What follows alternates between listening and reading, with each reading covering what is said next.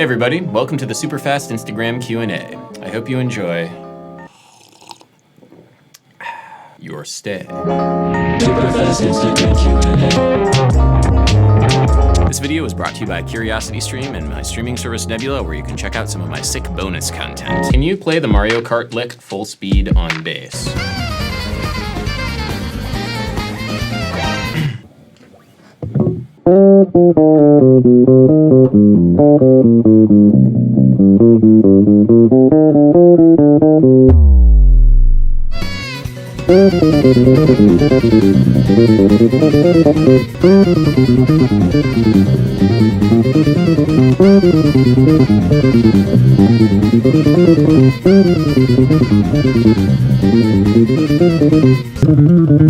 It's like really fun to play too. It's like really addicting to play.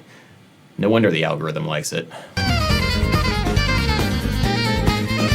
How do musicians decide on which key to compose in or make a song? It depends on the instrument or the genre. I mean, definitely for hard rock, whatever the low string of the guitar is tuned to is usually what the key of the song is. And then for jazz musicians, where saxophone and trumpet are very common, usually you're playing in keys which are easy to play on those instruments, like B flat, E flat, F, etc. Violin and stringed instruments write music which feels most at home in probably the key of G or D, because those are open strings on the instruments and they are super resonant. And then pianists and keyboardists, I've noticed, really like the key of D flat, just because of the way that it alternates black and white keys. It just feels really nice to play.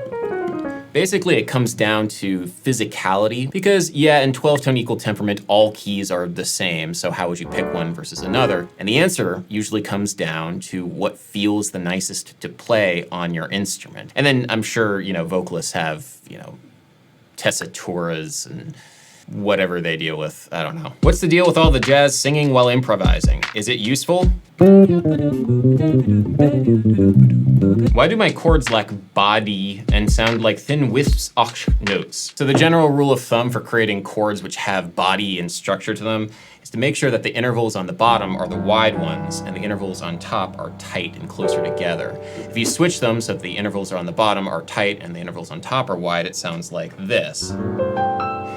And believe it or not, those two examples used exactly the same notes, but there's a very different effect when you switch the intervallic spacing. The reason why this sounds supported, like it has body and structure, like it's not going anywhere, it's a piece of architecture set in stone, to me at least, feels like it's because it mimics the intervallic makeup of the harmonic series, which is intrinsic to any sound that you hear in nature.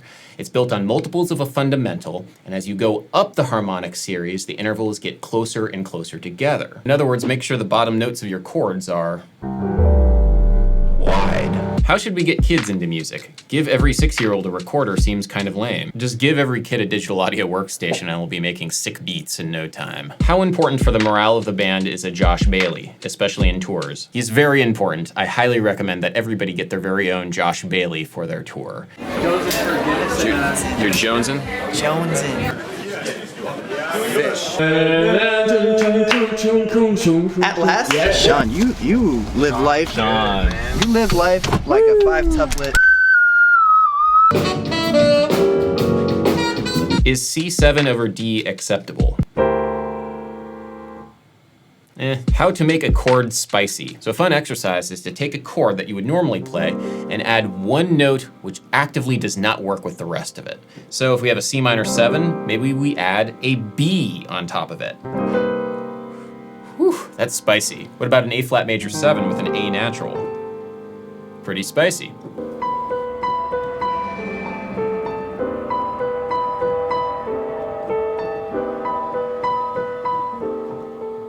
Pretty intense, but at the same time, there's an emotional quality to that kind of dissonance that you can't get any other way. Super cool. Woo!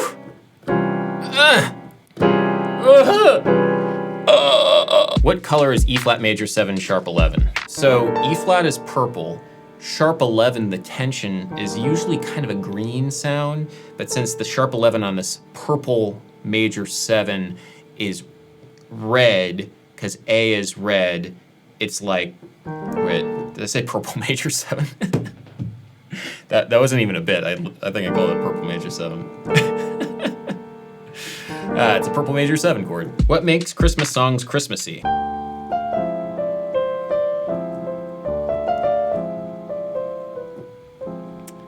Sounds like Christmas already. Is music real, or does our brain tricks us into thinking it's real and good? So yeah, if you break it down, music is nothing more than wiggly air. It's just air around your eardrums vibrating, and then your brain interpreting it as music. But if you think about it, so is most forms of language. Language is just wiggly air too. Is Polyphia the Limp Bizkit of modern Prague? Yep. Would you rather want to write a critically, academically praised artwork or a super catchy pop song?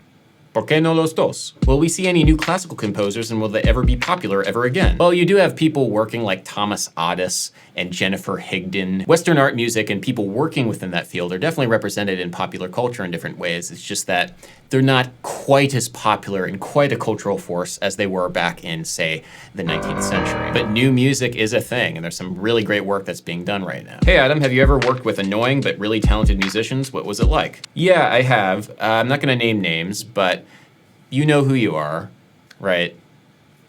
Paul Davids, Paul Davids. What do you think when you like the studio recording, but the band sounds awful live? Does it matter? So I'm not sure if it actually matters if a live band and sounds different from the recording, but there is a reason why it might, and it's just that the live band just hasn't done it that much. Of course, the big difference between recording and live performance is you can't go back and fix mistakes. With recording, you can just do another take. With live performance, the mistake is there in the past and you have to move on. The big challenge for people who are not used to live performance is to move on from that mistake, because inevitably what will happen is that mistake will kind of fixate in the back of their minds. Like, I wonder if anybody noticed, and I wonder if anybody posted that to social media. Oh God. And that kind of self-doubt, that kind of self-judgment spirals very, very quickly and removes from your ability to stay focused in the moment making music. So even if you're totally technically proficient on your instrument and you haven't like cheated by doing any kind of studio tricks on the recording that might be impossible to pull off live, the live performance is its own beast. And the reason why a band might sound awful live could be for any number of reasons. Sometimes because the sound system sucks, but also because they might just be new to live performance. And everybody is new sometimes.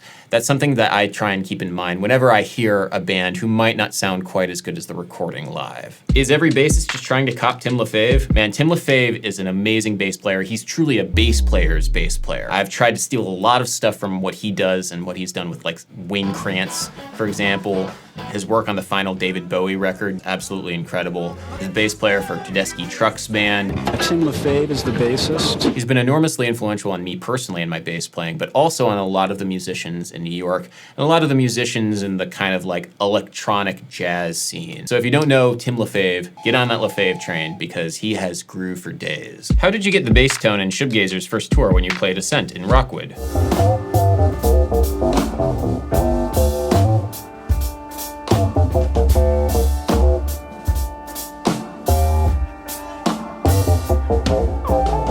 That is the Tim LaFave signature octave pedal, the Octabfra. Favorite Rick and Morty episode? Probably Pickle Rick, but not for any of the Pickle Rick stuff. It's for the scene where the therapist dresses Rick down. That was awesome. Found out I have aphantasia, but I can audiate super easily. Interesting topic. So for those of you who don't know what aphantasia is, it's the inability to visualize things in your mind's eye. It has something to do with memory, I think, because if I asked you to visualize where you grew up, the house that you grew up in, there are memories tied to that physical location. And I think people with aphantasia have trouble with that, and so there's a little bit of a disconnect with memory. Audiation, on the other hand, is the ability to hear something in your mind's ear, the same way that you might visualize something in your mind's eye. And I think there's a really deep connection between audiation and memory. And there's a great exercise that I love to try and do, and that is to take an album or take a recording that I'm intimately familiar with, that I've listened to many hundreds of times, that I maybe even grew up with. For me, maybe that's Rage Against the Machine's self-titled album. And I like to try and hear it and practice listening to the songs in the album without actually listening to the album in the real world, without actually making the air around my ears physically wiggle. It can be quite a challenge, but because I have so many memories listening to that album or many other albums, it's easier for me to recreate the sounds in my head because I have associations with when and where I was when I was listening to that record. Audiation, that ability to just listen to sounds in your head, is such a valuable tool for every musician and every music lover. And that exercise of listening to an album without actually listening to it, I think, is a really fun one. And I would strongly encourage everybody who has an interest in music and loves music to try it for yourself. Quite a challenge, though. If you'd like to check out some more stuff about music and the world around us, you can watch extended versions of some of my videos, like the Girl from Ipanema video, the G-flat 7, the worst jazz solo of all time video. From there, a G-flat add 2, and the advanced children's music video, where I talk a lot about metric modulation, 113.75 BPM. All as bonus content over at my streaming service, Nebula. Nebula is a streaming service that features many of your favorite educational YouTube creators. It's a great place to watch and discover quality content ad-free, as well as support your favorite creators. The creators over at Nebula teamed up with CuriosityStream, the sponsor of today's video, and also the very best place on the internet to watch documentaries, with thousands of titles to choose from, including Fiddlin', a very excellent documentary on old-time music and bluegrass.